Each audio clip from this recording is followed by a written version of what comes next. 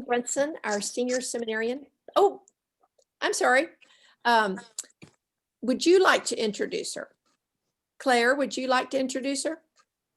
Okay, I'll go on.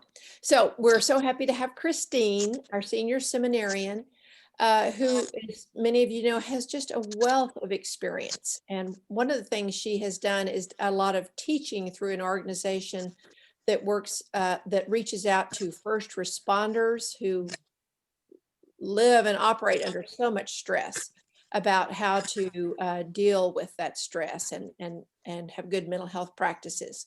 So she's going to share some of her wisdom with us. Thanks, Christine. Thank you. All right, let's see if I can share this.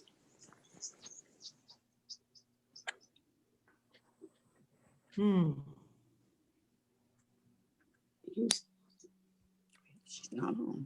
Is it just share screen? Oh,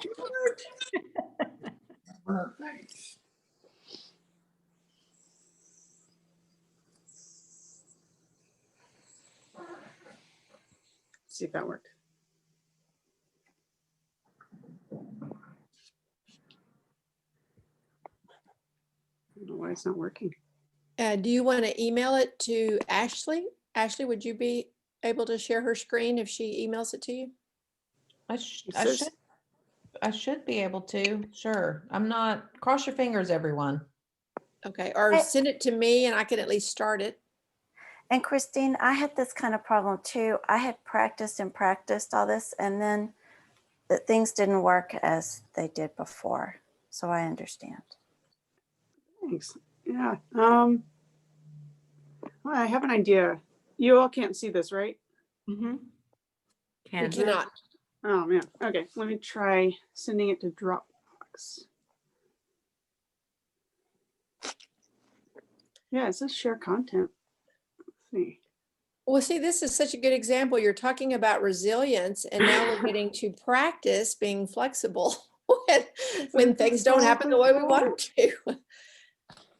You probably did this on purpose. Share content screen broadcast. Let's try it this way.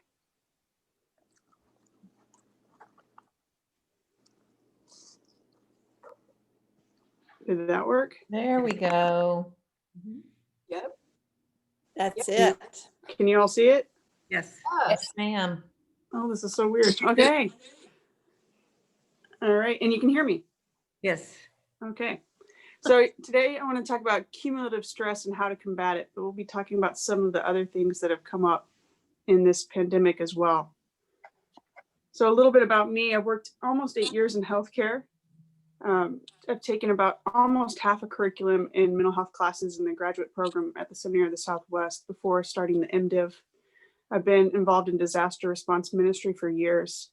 I work as a first responder veteran and veteran chaplain with a PTSD focus. And I do first responder trauma and resilience presentations around the state. And those normally are about 2 to 4 hours, depending on their needs. But I've spent a lot of time on the border working with kids who've been reunited with their parents, to time in the air, hurricane response. In the middle left photo, that's the attack on the Backwater Bridge in Standing Rock. So I've tried to be around for a variety to experience as much as I can. A lot of write-outs with police, fire, EMS, and dispatch. So when we look at the pandemic, so many mental health issues have been exacerbated by the prolonged nature of it. Anxiety is an umbrella term for so many different things people have been facing during this, anxiety and depression. We've seen an increase in suicidal ideations. This summer, I worked a lot with people who've been struggling with addictions, who've been in recovery for years or decades, and this has made it so much harder. People who have histories of trauma, eating disorders, increased patterns of self-harm, and as we've heard on the news, certainly an increase in domestic violence.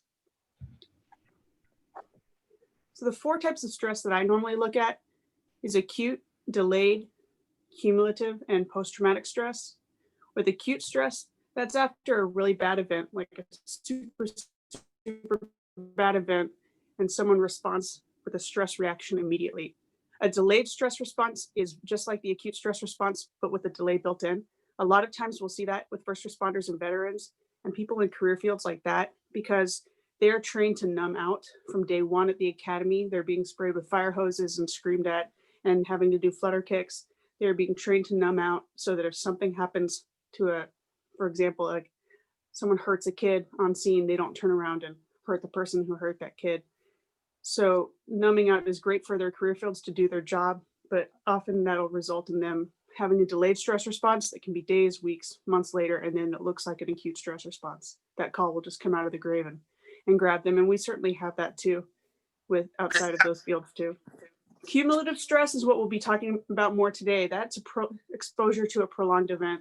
So when I work with first responders, that's normally forest fires and things that happen that take a long time. And COVID has certainly been a prolonged event for all of us. And then I also look at post-traumatic stress syndrome and post-traumatic stress disorder. And that is an end result to a trauma that's so bad that it's beyond our own human coping capacity. And that is so individual to each person because it's your own interpretation of the event. So what might be traumatic for some is not traumatic for another. So when we look at cumulative stress, that is burnout.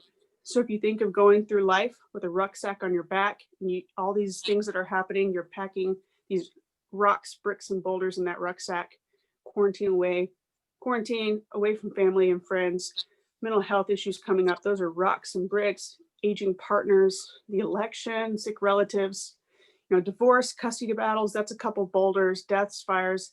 If you're putting all these things in your rucksack and at the same time, you're not offloading some of this, that's when we just crumble and fall apart. And we're seeing that with some people at this time, especially with everything that's happening this year. This is at high rates in helping professions and in high stress jobs. It's definitely being seen globally now. We are at a critical mass for cumulative stress across the globe. So I'm interested to see when the pandemic ends, just because it'll be over and because it's going to be interesting to see what kind of traumas have come up from that. So a lot of times we have trauma or stress and we can get away from it by either going home or going to work or going on vacation or going to church. And we're seeing it everywhere. It's invading everywhere. You can't go anywhere right now across the globe without this focus on COVID. It is just completely in everything. So that's one reason it's just been huge on the cumulative stress front because people don't feel safe anywhere. So what we do about it is our resilience. It's what we do outside of that chaos. It's what we do outside of the job, if it's our job. If we think of having an internal fuel tank, we need to, and if whatever is happening is depleting that internal fuel tank, we need to do things that are refueling it when we have that off time. So that restorative time is massively, massively important. It's what you do outside of that. We want to take a sidestep to talk a little bit about chemistry and sleep. I know when we look at first responders, the number one cause of suicide in the first responders is lack of sleep. And that's coming up with people outside of the first responder culture now. When we're not getting at least 7 hours of sleep a night, we're already producing more cortisol just to stay awake. When we have cortisol blasting through, it blasts through testosterone, we'll have 32-year-old firefighters come in who have T levels of an 82-year-old man. So it is just completely destroying the systems, destroying resilience. It is fuel to the fire and in the suicide epidemic with them, and it's coming up now outside of that culture as well. Blood panels are a good thing to get if you're not getting them. But we are at historically low vitamin D levels because we're trying to stay out of the sun because we don't want to get skin cancer. But when your vitamin D levels are low, you feel horrible. Same with some of these other levels that I wrote and even more. They just completely deplete you. And when some of these are off, they look like anxiety and depression. So we've had people come to the practice who don't understand why they are, they love their life, they love their job, they love their family, but they have horrible anxiety going on. And so we send them to get blood panels and they come back low. And what they didn't need was 6 months of counseling. They needed they needed this shift in body chemistry. So chemistry and sleep for first responders is the biggest cause of suicide. And it is certainly outside of that culture as well, with us as well. So those are two things that don't hold a stigma. I know for some people, counseling still does, but this does not, because you can't help sleep and body chemistry sometimes. So just getting those checked out is a really, really good step for mental health and building resilience. On the lower right, I put a picture of me from the Camino, because if I didn't stop and rest every once in a while, I wouldn't have been able to continue on. People fizzle out and are unable to complete the journey all the time. That's me sleeping. My friends always love taking pictures of me sleeping. So our resilience, I don't want you to think of it as a New Year's resolution to build resilience. It is a work in progress throughout your entire life. Everyone's impacted by stress. Resilient people are impacted by stress because stress impacts everybody. Resilience is that comeback ability, that crawl back, that walk back, that run back, that fight back ability. Resilient people always, always come back. So there is some genetics to resilience. It's mostly hard work. And that's what we're talking about today. So that hard work is throughout your lifetime, and the payoff to your health and happiness is completely worth it. Our brains are resilient. They want to process and heal. What we see during some sort of trauma is our frontal lobe will capture what we see, hear, taste, touch, and smell and just hang on to it because it cannot pass it off to the prefrontal cortex to put it into long-term or short-term memory based on relevance. And the reason it can't pass it off is because our heart rate is at 180 beats per minute. So it just shuts that off. So it's just stuck here. What you see, hear, taste, touch, and smell is just absolutely stuck here. And through a whole lot of other reactions that I'm not going to get into, eventually the hippocampus starts shrinking. And that's bad news. The good news is that so far as we know, the hippocampus is the only area of the brain that can regenerate itself and grow if we get help. The way we were able to find out about this is because Vietnam veterans with known PTSD, when they died, they donated their brains.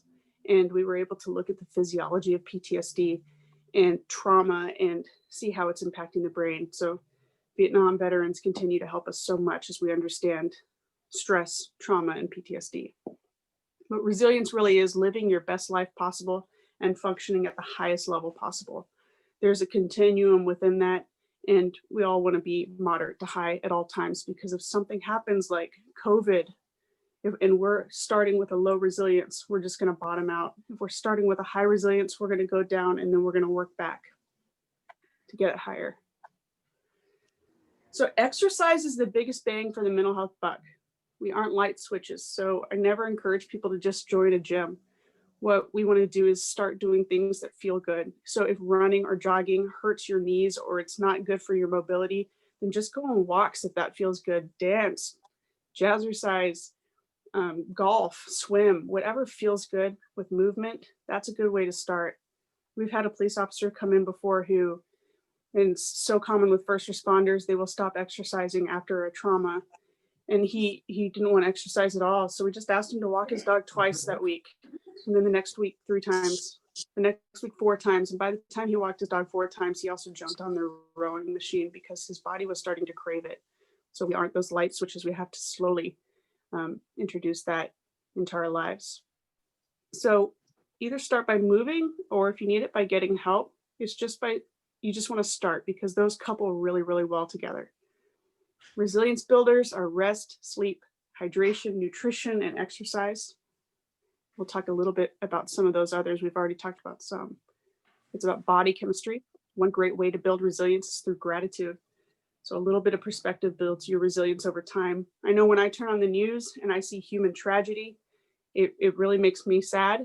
And also sometimes I'll step back and say, wow, I'm really grateful for my health, or for my family's health, for our mental health, for our well-being, that we're doing well right now. So those small changes to exercise and nutrition and hydration and gratitude really pay off big, and it really piles in a good way. So my dog's kind of knocking everything around. We want to refuel that inner fuel tank. Faith, family, friends, and hobbies. This is what I targeted this past summer as a small experiment on resilience building, faith, family, friends, hobbies. And it was just night and day difference with my attitude with this virus and with everything going on. So really, really focusing on those. Spirituality. So this is whatever you see as a higher power, whatever you connect with. Sometimes people will go to church and not always feel that connection, but they'll feel it on the lake when they're fishing. So it's about finding that and living into it, really, really reconnecting with that, especially during a prolonged event like COVID. So if you're struggling, go see your clergy, get reconnected with this. If it's not working for you, like I said, find what does. The studies are continually showing that people with some sort of faith connection recover so much quicker from stress and trauma, and it's a more complete recovery than people who have lost a sense of faith connection. So find your faith or connection to spirituality and absolutely live into it. Having a sense of humor is huge for resilience. Dave, this is not a thing about you, but I've always liked this. But yeah, sense of humor is huge. We need it. It's just massively, massively important for ourselves. Christ commanded us to love God, to love our neighbors, and to love ourselves. We often talk about loving God and loving our neighbors, and we forget that last part. Building resilience, reaching out for help, taking care of yourself is how we love ourselves and how we love the body of Christ. So it is how we love God. Alcohol in moderation, or for some none at all. It all depends on your individual relationship with alcohol. The number one thing that people go to post-trauma or prolonged stress is alcohol. So it's really, really good to moderate that and keep an eye on that. It's important to talk with your clergy. If you're struggling, there are 3 clergy members at Trinity who cherish you, who love you, and who want you to be living your best life possible. If you need help making that initial connection for whatever reason, feel free to reach out to me. You've got a team here to support you. Peer support is huge. Talk with each other. If you have fellow people here who have been in your career field or who are going through something similar, open up that communication line and talk. I see you all doing that a lot. So it's a good culture here already. So that bottom line is get help if you need it and when you need it. In order to sustain the way, we need to be practicing active self-care. So like what I talked about with the Camino, if I wasn't stopping to get water and electrolytes and food every once in a while, topping top with people and just rest, you cannot continue on the journey. You fizzle out. And that's the same is true with life. There's a lot of wisdom in these rooms, in these Zoom rooms, in the sanctuary outside. Let's keep talking with each other, talk about what we've gone through in the past and how we've gotten through it, what made us better people. Let's keep those communications open. Churches are houses of imperfect followers of Jesus who stumble and fall, who break down and cry, who feel overwhelming anxiety and stress. This is absolutely normal to life. So putting on your Sunday best doesn't mean putting on a happy face when you aren't feeling it. It does not mean hiding what we are experiencing. It means talking about it, because that's the human experience. So followers of Christ stretched out their hands to him and asked for healing. Reach out and let someone grab hold of your hand. You're absolutely worthy of help. I included some resources for help. I haven't called these to check them, but they were I found them through Burnett County, and a lot of them are national numbers. And I want to open it to questions and comments, but I want to figure out how to go back.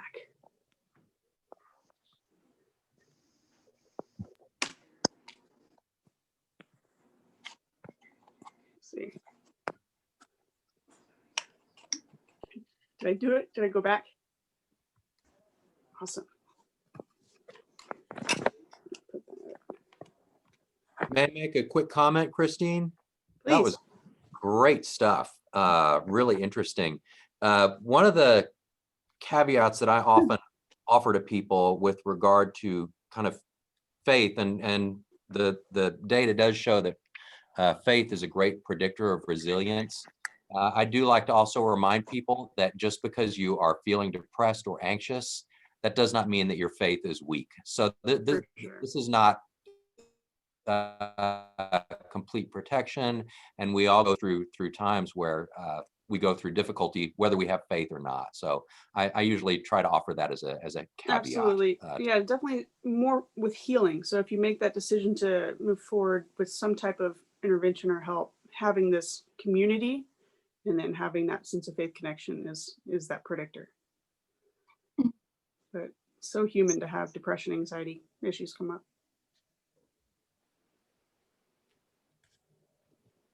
I loved your comment about wearing your Sunday best does not mean putting on a happy face.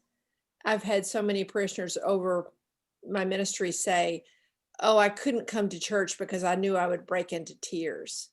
And Yeah. I try to say that is a great place to come and cry. You know, we Mhm. can be ourselves. So thanks for adding that part. For sure. And Christine, that you offer a source and sources for people to get help and to seek help and encourage people to do that.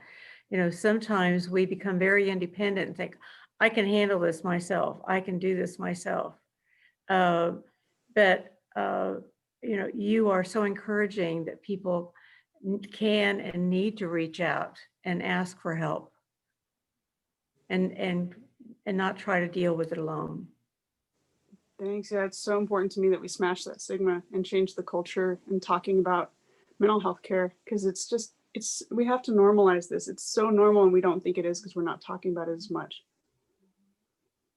And many times other people see things in us that we don't.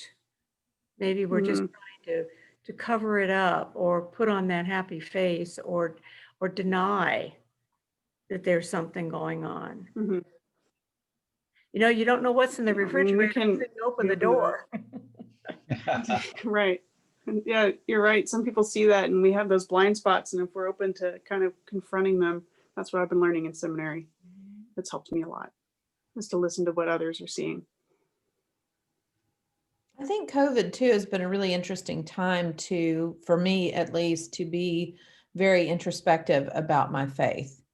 It's caused me to really look at it under a finer lens. Where am I in my faith? And I think that you address that with what Nan said about going to church or putting on our Sunday best or putting on our happy face. And the truth of the matter is we are broken and flawed, and we were that before the pandemic and we'll be that after the pandemic. But it's really a good time to sort of take that stock and, you know, to work on it. It's given, you know, at least me the time to really think about where I am and where I want to be with that, and knowing that it's okay not to be at the pinnacle every single day. You can't Absolutely. be, you know. That's the old saying, if it's okay to not be okay. That's right. Mhm. It's Christine, important. do you know what, have you heard any reports about resiliency in children and youth? And like you gave data about adults and first responders. Mhm. Have you gotten any data about children and youth during this time and their mental health struggles?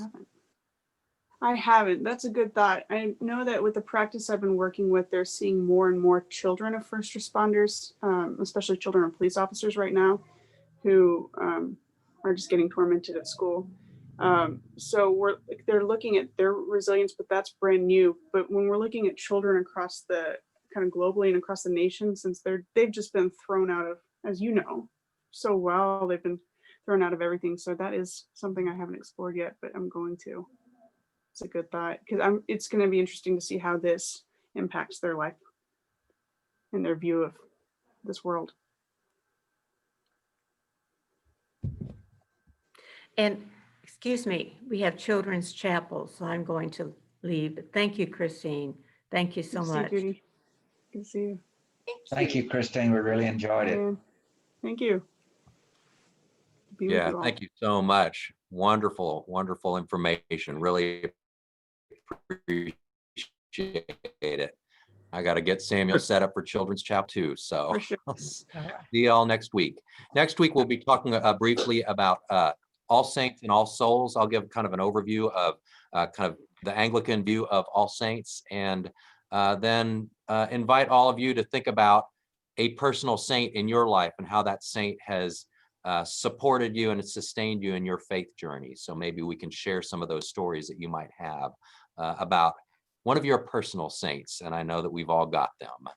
So Sure. thanks again. Really appreciate it, Christine. And For sure. Can't wait to hear Ryan preach.